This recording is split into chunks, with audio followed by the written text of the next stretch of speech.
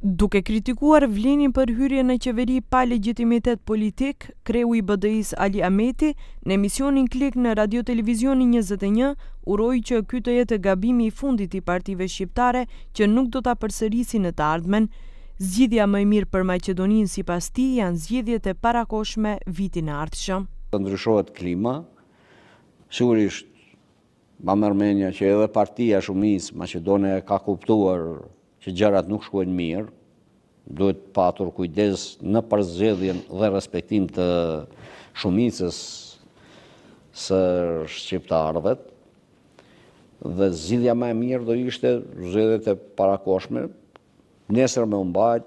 Të gatshëm për zgjedhje, kurdo qofshin ato, shprehen edhe nga partia në pushtet Vlen, por zëdhënësi Driton Sulejmani konsideron se nuk janë të nevojshme. Kjo pasi, siç thoi, duhet ta çojnë mandatin deri në fund, sepse kanë dhënë shumë premtime që duhet t'i realizojnë. Ne jemi të gatshëm, kurdo që mbahen zgjedhjet e parakohshme, të dalim në ato zgjedhje, të kërkojmë besimin e qytetarëve dhe mendoj që do ta marrim besimin e qytetarëve,